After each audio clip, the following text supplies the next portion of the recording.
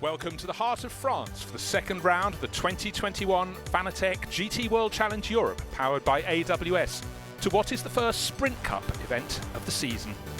There are 27 cars split between 16 teams, 7 manufacturers and 3 classes for this weekend's pair of one-hour races at Magny Cours. Unique to this French event, the first of these races will be held in full darkness, adding an extra ingredient of excitement to this already heady mix.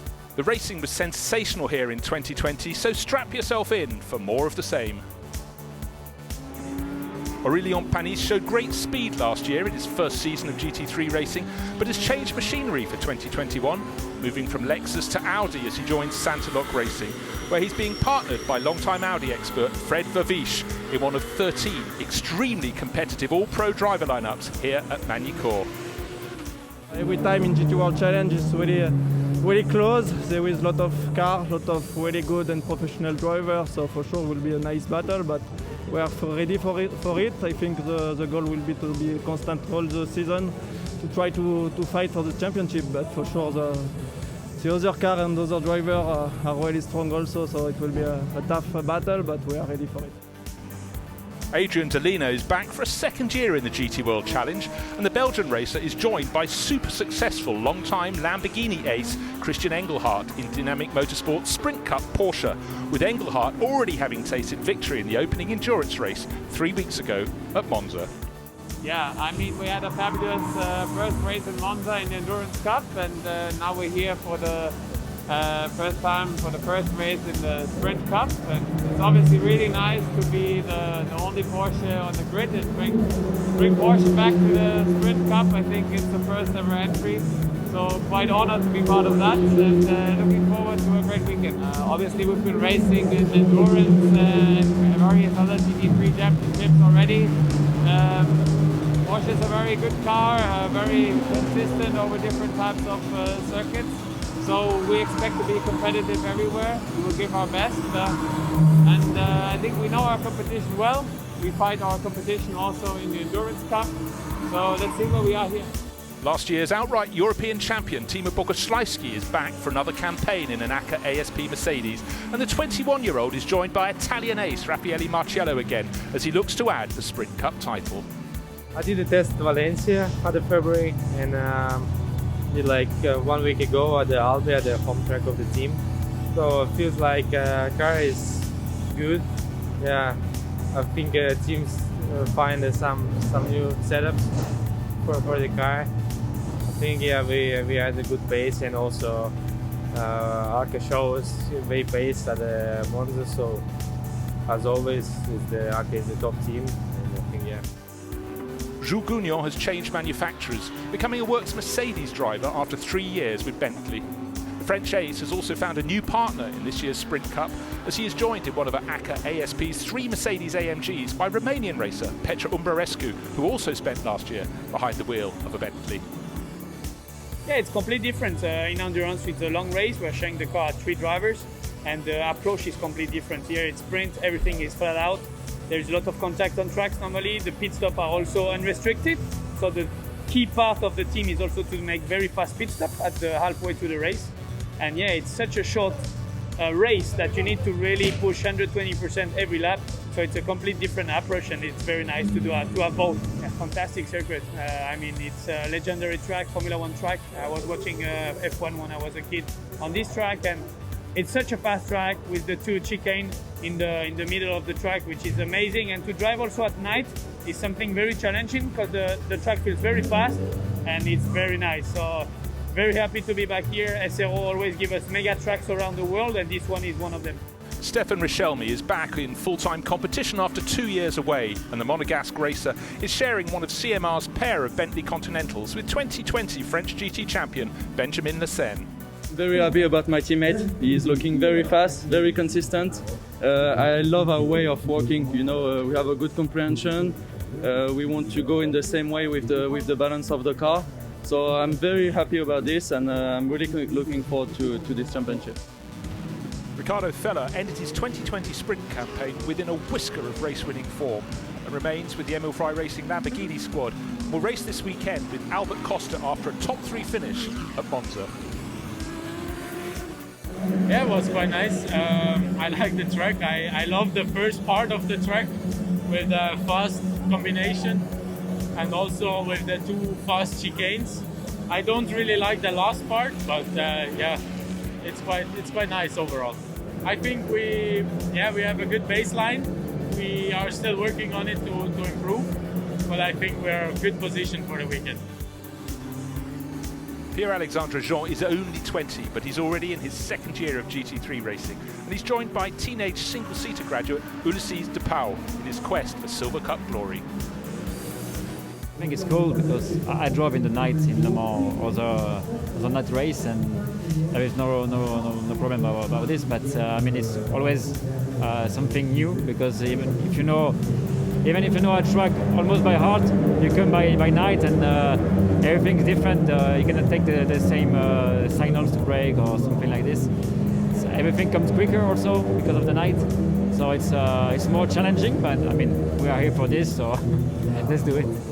Alexander West landed the Endurance Pro-Am title last year and already a winner in this year's Endurance Opener at Monza. He's back for more, partnered this year in his Garage 59 Aston Martin by platinum-rated four-time British GT champion Johnny Adam. So far a good start to the season at Monza. That was an eventful race. This will be difficult. I mean, we haven't done the sprint series before, so for me it's a way of practicing racecraft and being sort of on qualifying pace and improving that. So, but it's we're not that many people or that many cars in the Pro-Am, but they're all very, very good. So it will be interesting. There are 7 manufacturers shooting for glory in this year's Fanatec GT World Challenge, powered by AWS, with cars from Audi, from BMW, from Ferrari, from Lamborghini, from McLaren, from Mercedes, and from Porsche. And this is how the points stand worldwide after the early season races in America, Australia and Europe, with Mercedes leading by a small margin from Lamborghini and Porsche holding third position.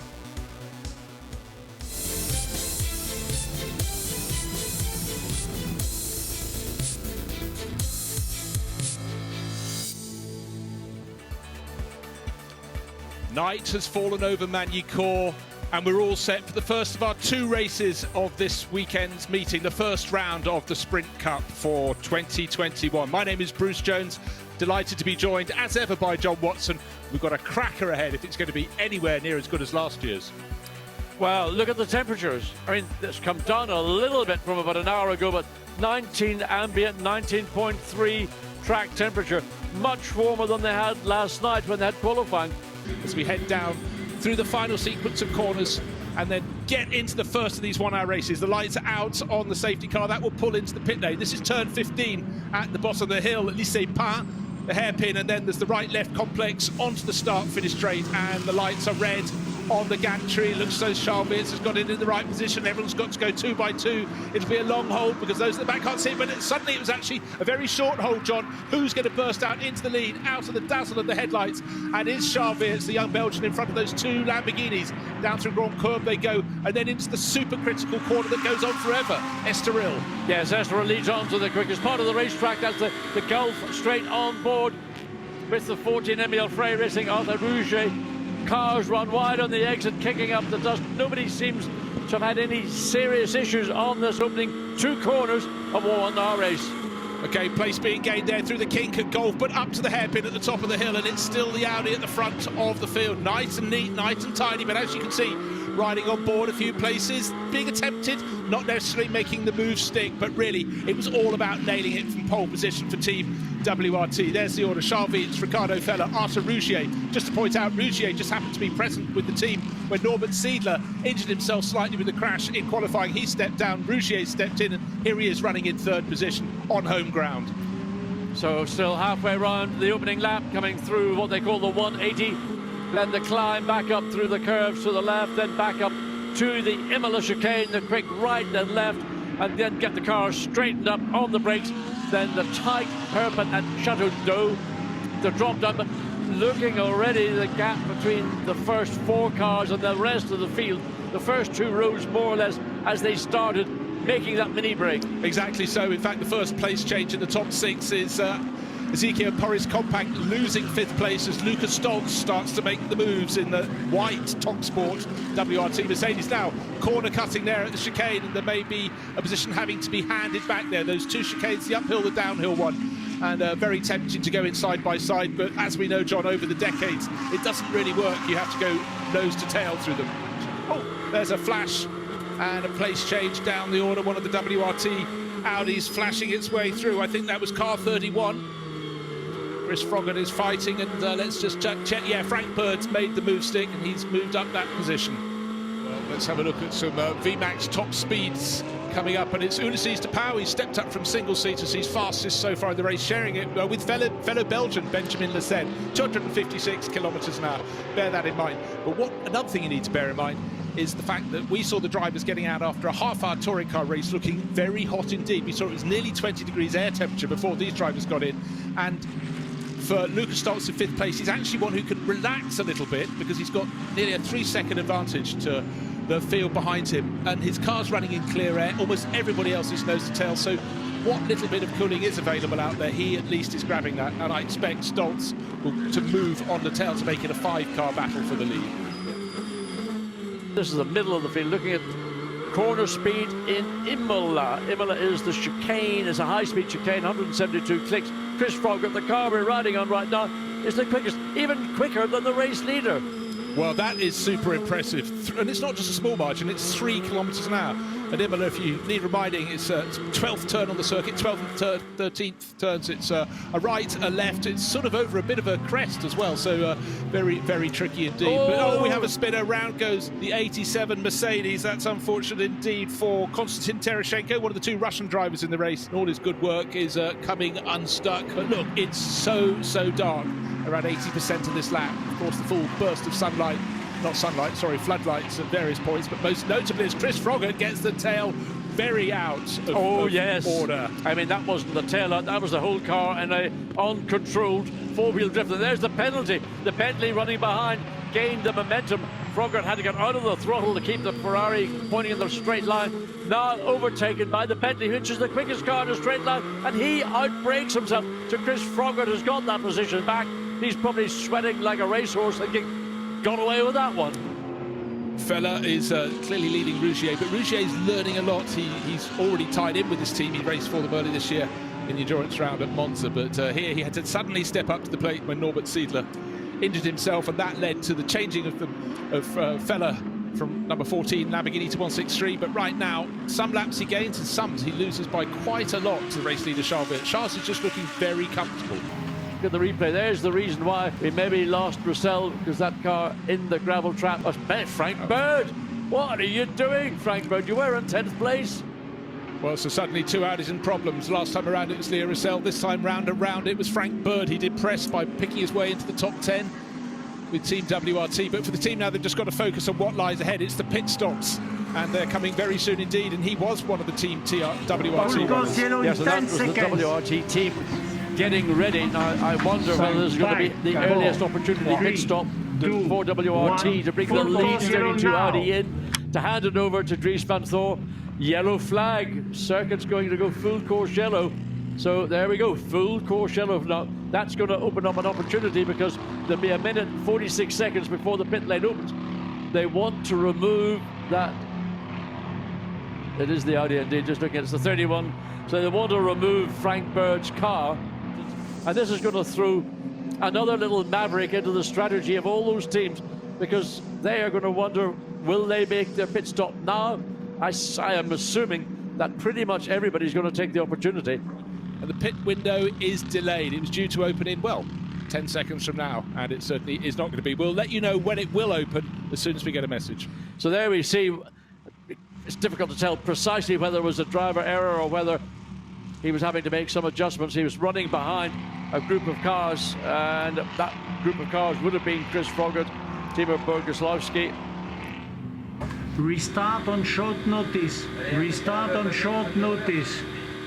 5, 4, 3, 2, 1. Green flag. Green flag. Pit window is open. There is the lead car. Goes on round, doesn't Continues, call the pitch. no. Johnny out, and now the two Lamborghinis coming in to make it very busy for the ML Fry Racing Garage. Would you have brought them in on the same lap, John? Most certainly not. I mean, they're going to end up stacking the two cars. And you know, I don't know whether that was a command from the pit wall or not, but well, both cars were up. But it's very difficult to work around two cars in the same team with the amount of space available in the pit lane. They're doing a great job not tripping over one another, but it's so easy. If the 14 gets finished, look, it's boxed in now by one of the Bentleys. So the 163 is rolling, the 14 is about to roll as well. So good work by Emil Fry to get those cars, but is that a safe or unsafe release? Because that was the Audi 32 that almost contact with the 14 Lamborghini and what was the lead car. So the 163 Lamborghini, in my opinion, has taken the lead in the pit stops. Absolutely did. They came in almost nose to tail, and you can see the lollipop operative waving it in front of the driver. Why? Because Kelvin van der Linde waited for the second Lamborghini to go. Oh, tried to stop the driver too late. And here comes Kelvin van der Linde, just taken over from Benjamin Goethe. Couldn't quite gain a position there in the pits, but it was close. I was getting overexcited. I thought that was the 32, but you're right. It's the Gulf sponsored Kelvin van der Linde behind the wheel. That car will suddenly light up with the South African behind the wheel. Slight hesitation for the Rinaldi Racing Ferrari as Benjamin Ites gets it back onto deck, and the third Lamborghini 114 that was started by Constant Apolainen. Now Jack Aitken will be going down, but it was noticeable the difference in the pit stop time between the 14 and 163 Lamborghinis. They came in nose to tail. Oh, now Jack Aitken has stalled, so 2 out of their 3 pit stops have not gone well. Well, that one certainly was a disappointment. Jack Aitken looking forward to seeing how he makes progress, having now got the opportunity to start a race. As we look at the race leader coming down the hill. So this is coming up to his conclusion of his 19th lap. Is he going to come in this time? Pit window is still open. He's coming in this time. And unlike the vast majority of his rivals who came in at the first opportunity, he's coming in at the second opportunity. Still other drivers waiting to take over other cars from the Team WRT camp, but this one is all about that driver there in the black, yellow and red. Very patriotic livery on his Belgian helmet there, and bang! Out comes the tall figure of Charles. In jumps his shorter compatriot, Dries van Tor. Meanwhile, out on the circuit, pushing as hard as he possibly can. This is the number 14 car. Arthur Rougier started. It's Alex Fontana at the wheel at the moment. Pushing, but it's the sister car, 163, that should be making the break at the moment. Had the far better pit stop. A good start by Dries van Tor. Gets the car rolling, but what is going to be the gap? Not here. Will be by the time they come to conclusion. Van Thor will be on cold or cooler, certainly, tyres than those that are going to be competing against them. There's the 163 Lamborghini, which will be, I suspect, in second place by the time all the pit stops are washed through. You'd certainly think so, John. So it's Albert Costa pressing on, and of course the gaps seem large, but you're quite right. Dries van Tor's coming out. He's got to get some heat in his tyres, and that gap will really reduce. And let's see where they're placed when they get to the hairpin at the top of the hill. And there's the answer. Gap. There's one car between them, and it looks like it's about a 5-6 second gap, if not more, as the Audi goes down the hill. So they too have gained in the pit stop. There's a damage on the back of, yes, certainly something's melted the back of the Ferrari there, but a great run from Froggatt, great speed in parts, but certainly was using the curves. That's not looking as it left the showroom, John. No, it's not, and I just wonder, has the exhaust system been damaged, because that looks as if there's been extreme heat or something at the rear of that bodywork, and has caused, or is causing, a problem. I've got a slight theory there, John. Remember we saw that drift. Oh, that's not drifting, that's rubbing. That's they might say it's racing, but side-by-side contact. Yeah, there. going over the curb on the inside. So let's just round out how it was before the pit stops. It was 32 from 163 from 14. It's like that right now. But Mauro Engels gained position. He's moved ahead of the Rinaldi Racing Ferrari, as has Rick Breukers up into 5th place, the Mad Panda Motorsport Mercedes. So 2 Mercedes working their way towards the cars ahead, but it's nearly a 10-second interval, unfortunately for them. But look at this charge. It's closed right down, because suddenly Stoltz is gaining ground. Sorry, not Stoltz. Engel has taken over that white Mercedes and is closing all the time on Alex Fontana. Fontana's car delayed in the pits a little bit. In the meantime, the gap between first and second place, Albert Costa in the 163 Lamborghini, is 8+ seconds. It's this battle right now for the final podium position. Alex Fontana in the Lamborghini, and Maro Engel in the Mercedes right now. Maro Engel is the quicker of the two cars, but being quicker doesn't automatically mean you're going to get past the car you're following. Fontana has got all the tools he needs to keep the Mercedes at bay. It's only if the Mercedes can get alongside and make a clean pass, then will Fontana realise that the Mercedes is the quicker of these two. Now riding on board with Fred Verviche, a driver who knows an Audi R8 LMS forwards, backwards and sideways, but he's finding himself down in 12th position, sharing with Aurélien Panis for the first time this year, and expect him to be a driver who gains positions before this race is out. Well, I mean, I love watching Fred Verviche drive because he brings excitement for a man who looks so undemonstrative. He is certainly behind the wheel as fiery as anybody out there, but of course track position as such, down in 12th place, he's just a half a second behind Jules Gougnot. Jules Gougnot, he ain't a walk in the park either. Certainly isn't. After 3 years racing for Bentley, he's determined to put a good one in on his first performance here with the Acura ASP team in 11th place there, and all over the tail of Pierre-Alexandre Jean. Now observing that battle from just about 2 or 3 seconds further down the track is Fred Verviche. Matteo Drudi still getting all the attention, and that's not very much. Raffaele Marcello, a lot more. He go, oh, there's a pit car. Somebody got into the pit lane.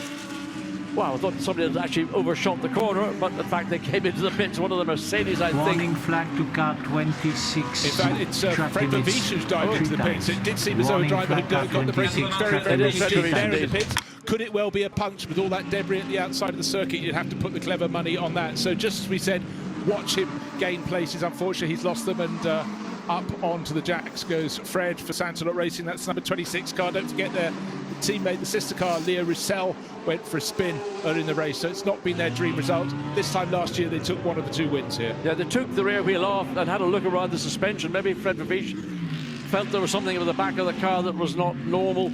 But look at this battle going on. Wow, I tell you, Raffaele Marcello and Matteo Drudi, there ain't an awful lot being left by either, and Marcello gets the slightly better line around the 180, follows literally in the tire tracks as they make their way up the hill, up into this really exciting part of the racetrack. Raffaele goes one side, trying to make Drudi go defensive through the Imola chicane, cuts back to the left now, under braking up the hill, up into Chateau d'Eau. He goes wide, whereas Drudi stays tight. Can the undercut make it? Can he make it stick? The drive off is sort of, but not quite, I was going to say favouring Marcello, but he's got alongside under brakes. He's got it, done a good pass, all well thought through and executed prior to coming through the Imola chicane. A couple of 2 or 3 years ago, when Raffaele Marcello crossed over from single seasons to GT3 racing, he took to it like a duck to water. Just seen Maro Engel pulling off just behind the graphics, the white Mercedes. He was fighting for 3rd place overall, suddenly slowed, and I'm afraid for him, he's not making it back to the pits. He's exited Chateau d'Eau, but got little further. That is a terminal issue. Well, we've just seen Maro Engel pull off, and Gemma's managed to go quickly down the pit lane, and she's found Engel's teammate, the driver who started. That's Luca Stolz. Luca, we've just seen the car pull off with Maro at the wheel. Do you know what's happened?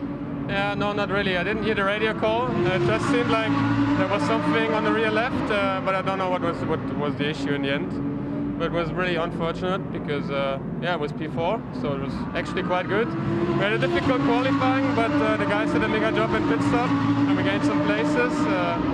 So yeah, it's really a shame. On small things races can turn. I just got some other news in my ear from Gemma saying that Ricardo Feller, his radio failed during the full course yellow period, which is possibly why those 2 Lamborghinis came in right next to each other, but his was the leading one of the pair, so that was going to come in anyway. But still the waved yellow flags for Maro Engel's stricken Mercedes. The drivers have passed it several times. They know it's there. It's not a threat for them, and it's certainly not a threat for Dries Van Tor. Get the braking right down into Lycée Pin. Tick that one off, and now it's just turned 16 and 17. There they are, onto the start-finish straight, and in an instant there is the checkered flag early in the start-finish straight. Lights are being a flash for Team WRT, and getting down from his chair, watching the action, Charles Weert's first win of the Sprint Cup for 2021 in the bag. Excellent drive indeed. Just I was getting over excited. In fact, the next sprint round will be at Zandvoort in the middle of June. But, I mean, a very, very composed drive by Charles Weert and Dries Van Tor, and WRT, well, back to the winning ways we're so familiar with. Well, still fighting down the order, and there is Andrea Bertolini heading for victory in the Pro-Am class. AF Course has started stone last, but has built on the excellent work from Louis Michiels. But it's cheers and whoops and hollers down in the Team WRT garage. They've drawn first blood in the 2021 Sprint Cup and did a very good job indeed. So let's go down. We have Charles Weerts, who started from pole, and Dries van Tor. Gemma's caught them. Let's hear what they think about how they won the race. Charles, Dries, a fantastic result. Dries, when we spoke to you on the grid, you said to me earlier that you felt confident, and surely you had reason to. I mean, first of all, it's a big hats off to the team. I mean, we've been working really hard over the winter, and honestly, I think everybody's seeing that it's really working out. So, I mean, it's we really tried to be working on the car the whole winter, and I mean, the car is just amazing to drive. And yeah, Charles did an amazing start. The mechanics did an amazing pit stop. So yeah, it's a nice team one. Nice one for the team. Sorry. That's it. Thank you, Jason. Charles, of course, like Dries said there, you did a fantastic start, a great first stint. Yeah, I mean, that was a perfect situation for us, starting from pole with the help us a bit. Then, yeah, the car was, as Dries said, amazing to drive. And the boys did an amazing, a lot of work during the winter, so really pleased. And yeah, again, as I dedicate my pole for Kurt's daughter, he actually asked me if I could bring him something to put flowers, because he got a lot of flowers. So I will be more than pleased to give him the trophy. So that one is again for you, Kurt. So great performances there from Team WRT. They came top. Look at that result. Charles Weerts started it and Dries van Tor finished it, winning by 6.4 seconds at the end. They could back off.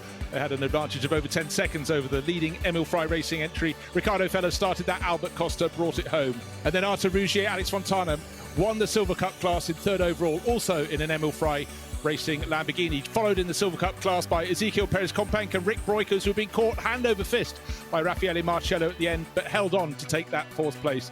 Tommaso Mosca and Matteo Drudi, the Attempter Racing Audi, rounding out the top six, chased hard by Yusuf Oaxaca and Oscar Tunyo. So there are the top 15 runners, and some great performances lost outside the top 10 under cover of darkness.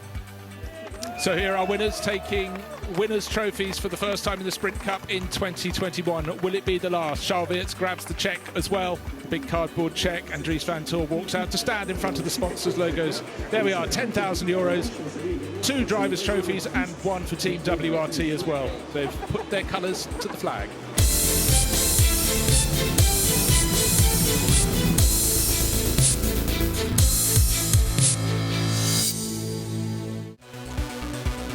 It's not as sunny as it was yesterday. We've seen the night racing, and almost every time the cars go on the track, John Watson, the conditions seem different here at Magny Cours. Well, the cars could not get closer, but Lucas Stoltz will be looking with a smile because Mauro Engels absolutely banged it out of that final corner. And in fact, second place now in the hands of still the Lamborghini, fleetingly out of sight behind the big white Mercedes, and Ben Barnicoat third in the McLaren. But Mauro Engel did everything right, and in behind, getting very, very busy indeed. The 89 Mercedes trying to make moves, and that is being pushed very hard indeed. That's Jules Gounon who's gained so many places and unfortunately lost them almost immediately. He'd already gained 3 places and it all went horribly wrong, John. Yeah, I think Jack Aiken also got sort of caught up in it. Ben Barnicoat comes up, tries to get down the inside of the Lamborghini. That was a great start from Mauro Engel. He got a jump on Albert Costa. I thought Costa might have been a little bit sort of more aware that the Mercedes had control at the start, allowed a small gap to open up when it didn't really need to. Well, fantastic rear shot, and the Bentley looks big standing still, looks even bigger when it homes in on the back of the camera on the second of those Lamborghinis. There's that 107 Bentley being pushed very, very hard indeed at the moment by Pierre-Alexandre Jean. Riding on board with Fred Verviche, we know he started down the order somewhat, but he's certainly making good progress at the moment, up into 8th place for Santelok. He's gained 2 places already, some of them courtesy of Jules Gounon, who's now settling back down into the pack. And Kelvin van der Linden, the Golf Liveried Audi, he was going one side of the track to the other side of the track to try and find space. Everybody is so evenly matched around this 4.4 kilometre. Down the inside, down the outside, big challenge from Ben Barnicoat. Wrong part of the track to get past Albert Costa, but certainly intent is absolutely written all over Ben Barnicoat's face. Christian Engelhardt in the Porsche, honing in, goes up alongside. Does he get the pass made? He'll be happy with that. He won't be happy with the fact he's only going up into 17th place, though. That's the problem. Indeed, but it's better to be 17th than 18th. So progress for Christian Engelhardt. We have not seen very much of him all through the weekend. Maro Engel has stretched. Look how much he's stretched on this lap. Where's that come from? Well, he's picked up only about, well, we're dealing in tenths of a second, John, maybe only 1/10 of a second, but having had them so close, look how close it is. That fantastic scrap between Johnny Allen, the blue-white 188 Aston Martin, still resisting the South African charger, Kelvin van der Linde. If you want to pass me, take the outside line. Oh, not the inside line. I mean, Johnny Allen was compromised there because the Audi was almost in the position. He took what he had to do. He cut across the inside of the corner. Now that will be reviewed. I suspect that will be seen as a force majeure situation. And look at this, Ben Barnicoat all over. I mean, he couldn't get any closer to the back of Albert Costa and the Lamborghini. So all of a sudden, you know, where's this pace disappeared from the Lamborghini? To some degree, it's all by tiny margins. And where's it come from Ben Barnicoat? And look, right, Dries van Thor and Raffaele Marcello are all again marching forward. Look, Barnicoat makes a move up the long way around. He's got it done. And Costa's got a problem. He's got a left rear puncture, I think. That's where he has come unstuck, and he's now caught on the racetrack on the inside. He can't get the car moved to safety. He has to wait for the entire field to go through. So what happened? And I think it's a left rear puncture. We saw the car just rotate. Now, was the contact when they went down the hill, is this already punctured yet? Oh, I mean, the ease with which she went around. Oh, it's on the rim. Yeah, it's on the rim, yes. So that happened somewhere prior to getting to this part of the racetrack. More than likely, it might have happened down at Adelaide Hairpin. So the pit stop window is open for those that want to take advantage. Now, last night we saw the 32 Audi stay out longer than others, and that did actually give them an advantage. Look at this battle coming down the hill. The Aston and the Audi side by side. Race leader is in. Lucas Stoltz takes over. Wow, Maro Engel fired out of the car almost as though from a cannon, and then Lucas Stoltz leaning in and behind, almost like overtaking through the final corner of the Aston Martin. That's the place being handed back. And more. So it looks like Aston Martin went up a position there, but out front it's not still Maro Engel. Of course, he's handed over to Stoltz. It's now Ben Barnicoat. What can he do lap time wise? On board with the Rouget coming down the hill, coming up to completion of his out lap. There is the race leader, or was as he came into the pit stop. Lucas Stoltz has taken over Ben Barnicoat, and the Jota McLaren is our race leader. And Dries van Thor was just about half a second or so behind. So pit in time 43.4 seconds. Into the pit lane comes Ben Barnicoat. Great stint by the British driver, brings it out. He stays out. Wow. Well, he's gone around. Clear track for him, but he's got to dive into the pits next time around, or he'll have blown it. There's a 10-minute pit window with 8 of them have their laps. Ollie Wilkinson on board. Maybe the McLaren 2 could have done one further lap, but maybe not wanting to drop the ball by staying out too long. They've been a little bit cautious. I think that on balance that was a good call by the McLaren team, but WRT we know are so adept as we go back to the number 6 Mercedes with Lucas Stoltz behind the wheel. So door closed, get the car rolling. Oliver Wilkinson got the car rolling down. There is the Mercedes now, which will in effect, when this all washes through, take over the lead. Well, just remember what a slick pit stop that was from TopSport WRT. We heard a voice in our ear saying it was about 7 seconds quicker than any of the other arrivals. This was 44.0, so only 0.6 of a second. But the interesting thing there is that Lucas Stoltz must be flying since he's taken the car over. The gap between these cars, we agreed, about 1 second before the pit stops. That, as we can see, up the Adelaide hairpin is far more than 1 second right now. It's certainly about the best part of just under 5 seconds. As we have a look, there is what was the race leader momentarily, and now Charles Vance will take over. Did a brilliant job last night. Dries van Thor hops out, and WRT go to work. Interested to see what that in-out time in totality is, because here is the Mercedes. Full course yellow in 20 seconds. Right. Full course yellow in 10 seconds. Absolutely vital that the 32 Audi, if he wants to win this race, gets out of the pits before the full course yellow, and just manages that. I mean, wow. I tell you what, the TalkSport team and WRT must have been sweating buckets. The thought, is this going to work for us or work against us? It certainly has favoured, well, there we go. There is Benjamin Gota, has gone off in the Rothco WRT Audi, and that's damage to the tire bales. Just trying to get a view as to which part is that coming. I think it's Estoril, is it not? I think he's come through Grand Cours, but that looks like Estoril. Let's have a little look-see. Oh, that's why, was it? Yes. No, that's into Nürburgring. So that's into the 180 degree. 180 down the bottom of the hill. And that's the corner on the inside of the circuit. The job for all these drivers is to close up, close up, close up. So I'm just watching the driver who's going to start this group in 7th place to restart. Ulysses de Pauw, a single-seater racer. Just talking about this, shifting across the GT races. He's also got a prototype program lined up for this year.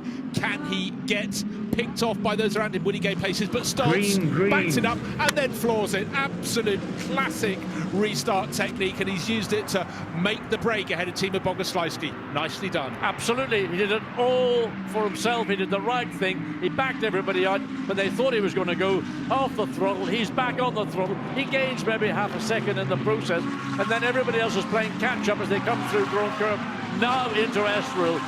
Tires, of course, will have dropped down fractionally in temperature. Maybe the pressure's gone down fractionally as well. So everybody's got to be a little thoughtful coming through Grand Cours at race speeds once again. Well, that was very, very clever work indeed. And of course, when he gets to the top of the hill, he just has that 2-car length advantage that works very well for him. Ulysses de Pauw, I said, watch out for him. And unfortunately, he's got monstered. The Bentley's just lost a position there. He was just outside Aurélien Panis.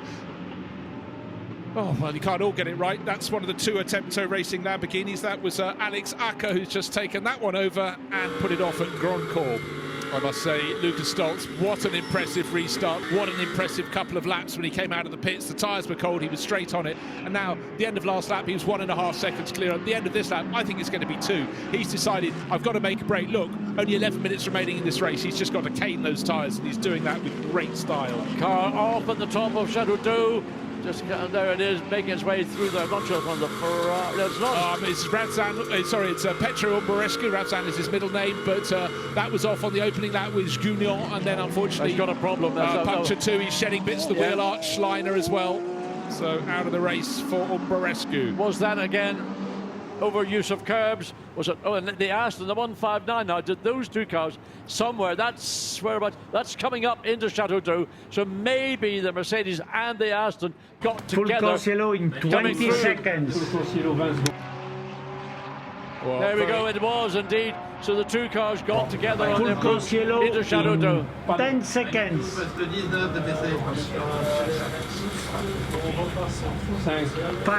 4, 3, 2, 1. Full course yellow now. There is the stricken Mercedes at the side of the circuit. Puncture after the contact there. And now taking a look.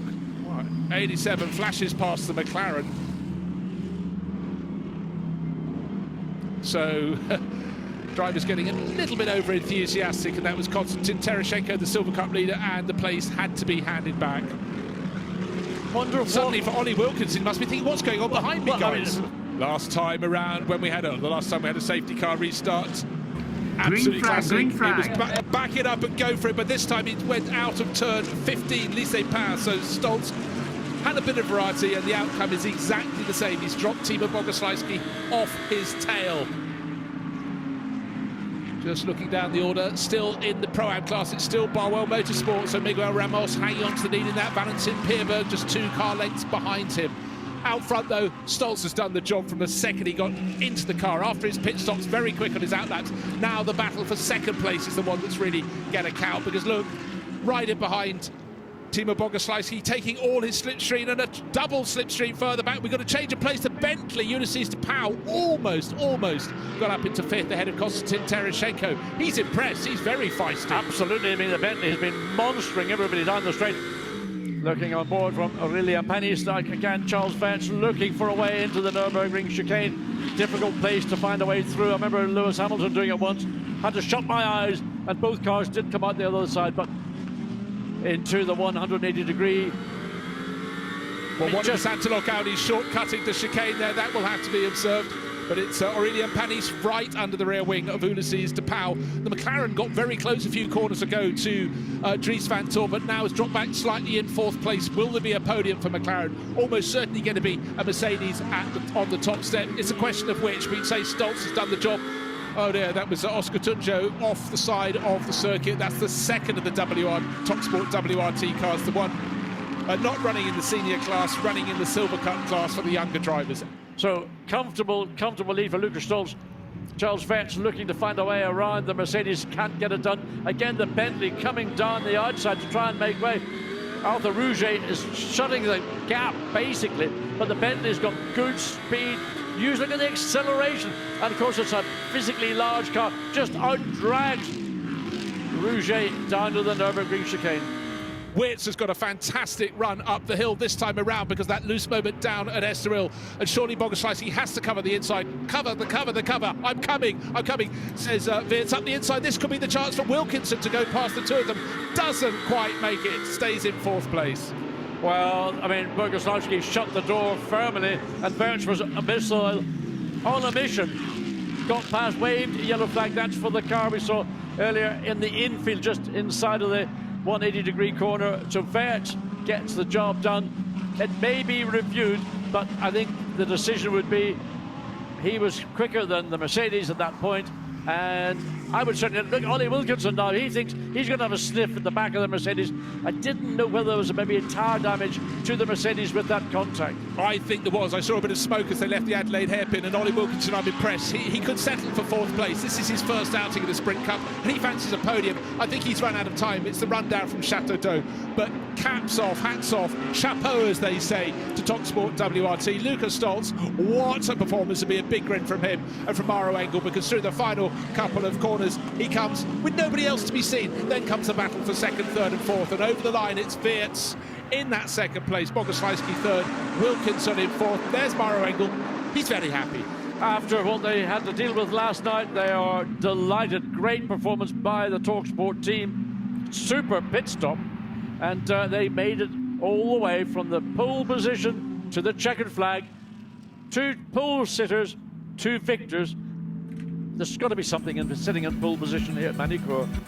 So the first weekend of the Fanatec GT World Challenge Europe Sprint Cup is now complete. We had victory last night for the 32 Team WRT Audi. Today it's second place for them, and instead victory to Lucas Stolz and Maro Engel, who started it off from pole position in their TopSport WRT Mercedes. Timo Bogoslawski took third at the finish, sharing with Raffaele Marciello. Ben Barnicourt and Oliver Wilkinson put the lone McLaren in the race for Jota up into fourth place. Konstantin Tereshchenko and Jim Pla in fifth place overall won the Silver Cup class. And, well, let's hear from the drivers who took victory here this afternoon. Lucas Stolz, who brought it home, and Maro Engel, who kicked it off. They're with Gemma.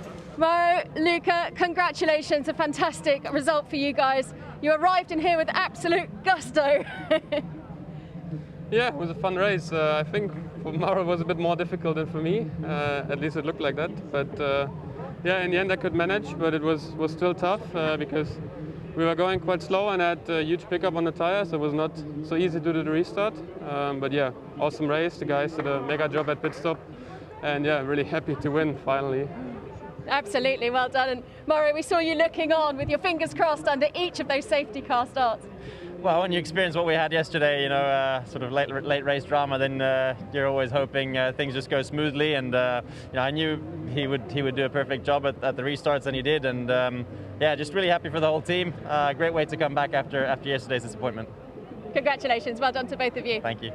Well, Maro Engel and Lucas Stolz, they were one of the 2 sets of winners here last year when they were racing for the Hout racing team. This year it's TopSport WRT. Jim Pla and Konstantin Tereshchenko, 5th overall this afternoon. They win the Silver Cup class. They get the cheque for €10,000. The trophies, set of tyres from Pirelli. It's been a fine weekend. And John, what do you take from this meeting? It's so competitive. It's super competitive. It's how we like it. Next time out for the Sprint Cup, coming soon in June. It's Zandvoort, but this weekend it's goodbye from me, Bruce Jones, and from John Watson.